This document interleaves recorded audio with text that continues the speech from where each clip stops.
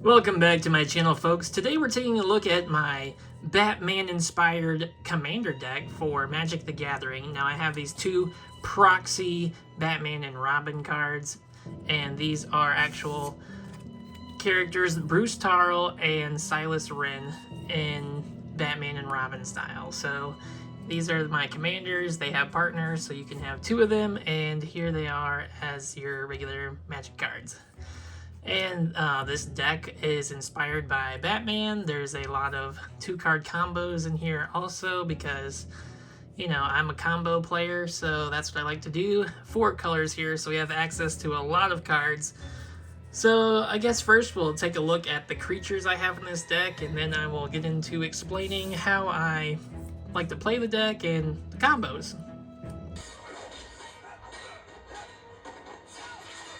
Alright, here are the creatures of this deck. We have our Metallic Mimic, we have our Lesser Manticore, we have Urza the Lord High Artificer, we have a Goblin Welder, we have a Thassa's Oracle, we have an Opposition Agent.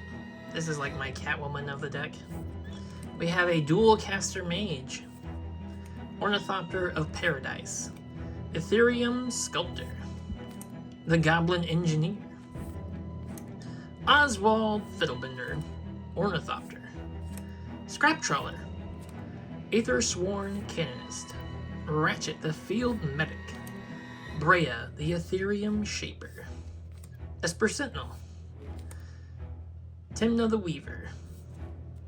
This is a proxy, if you can't tell. Psy Master Thopterist, Hannah Ship's Navigator, and Emery, Lurker of the Lock. And those are the creatures of the deck. Now let's get into the artifacts. Alright, we have our Soul Ring, Proxy, Arcane Signet, Talisman of Conviction, Mox Opal, Talisman of Creativity, Sensei's Divining Top, Aetherflux Reservoir, Ashnod's Altar, Brainstone, Wishclaw Talisman, Chromatic Star, a Mana Crypt, Mishra's Bauble, Blasting Station, Cranial Plating, Nim's Death Mantle, Executioner's Capsule, Bolus's Citadel, Urza's Bauble, Sculpting Steel, Isochron Scepter, and another combo piece, Desecrated Tomb. Alright, next we have we have a few enchantments in our deck. We have a Mystic Remora, Underworld Breach, and Heuristic Study. I think we're into our sorceries now. We have a Culling the Weak, Serum Visions, Gataxian Probe, Demonic Tutor, Profane Tutor, Heat Shimmer, Solve the Equation, and then we have our instances here, Arcane Denial, Pact of Negation, Counterspell, Red Elemental Blast, Suspend, Dark Ritual, Slaughter Pact, Dramatic Reversal, Tainted Pact, Path to Exile, Limdol's Vault, Ad Nauseum, Opt, and Brainstorm. Alright, last but not least, we have our lands. We have our Hollowed Fountain, Murkwater Pathway, Swamp, Island, Arid Mesa, Training Center, Fiery Islet, Spire Bluff Canal, Mana Confluence, Plains, Sulphur Falls, Choked Estuary, Mountain, Steam Vents, Sacred Foundry, Riverglide Pathway, Glacial Fortress, Mountain, Watery Grave, Bloodstained Mire, Caves of Coilus, Swamp, Godless Shrine, Island, Command Tower, Spire of Industry, Fabled Passage, Aganjo, the Seat of the Empire, Marsh Flats, and an Exotic Orchard.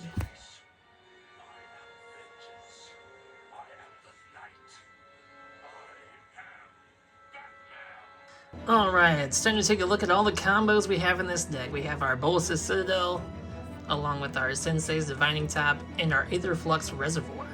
Now these 3 cards are pretty much an infinite combo. You play the top, I mean, you have the Bolus Citadel and the Aetherflux Reservoir on the field. You play the top, you draw a card and put the top back on top. You use the Citadel to replay the top. Every time you replay the top, I mean, you pay life to replay the top. Every time you play the top, you gain life, and then once you have infinite life, you shoot all your opponents for infinite damage, and that's an infinite combo right there. Alright, our next 2-card combo is Dual Caster Mage with Heat Shimmer.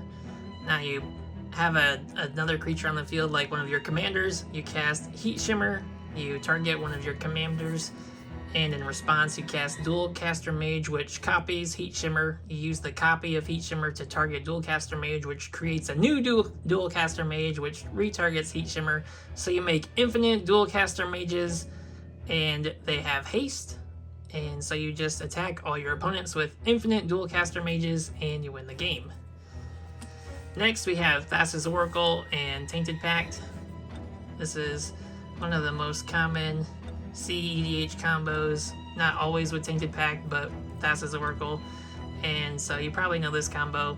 You cast Tainted Pact, you pretty much exile your whole library, and then you cast Thassa's Oracle. And when Thassa's Oracle enters the game, if you do not have 2 or more cards, or however much devotion you have to blue in your deck, you win the game. So that's that 2-card combo. 1-card combo in this deck is Ad Nauseam.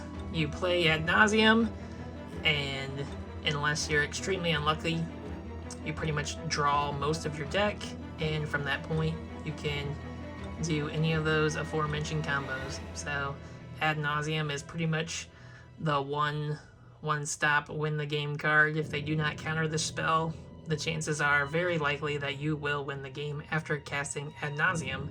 The other good thing about Ad Nauseam is you have to pay life for the mana cost of each card you reveal.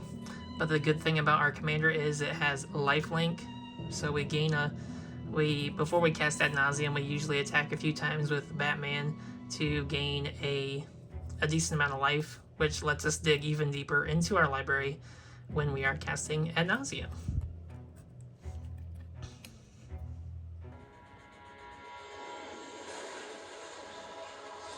Alright, now I'm going to discuss the most convoluted combo in my deck, my favorite combo. You make infinite 1/1 flying bats, and my bats I use are these Zubats. So I just want to make infinite Zubats with Batman and Robin on the field and just kill all my opponents with infinite bats. How do we do that, you might ask? Well, of course you need your Desecrated Tomb on the battlefield. You also need to have your Metallic Mimic. And you need to then cast your Manticore. When you cast Metallic Mimic, you need to name Manticore as the creature type. And so whenever Manticore comes into the battlefield, it gets a 1/1 counter from the Metallic Mimic. The reason this is important is because the Lesser Manticore has Persist. So whenever it comes back from the grave, when it dies, it comes back with the graveyard with a -1/-1 counter on it.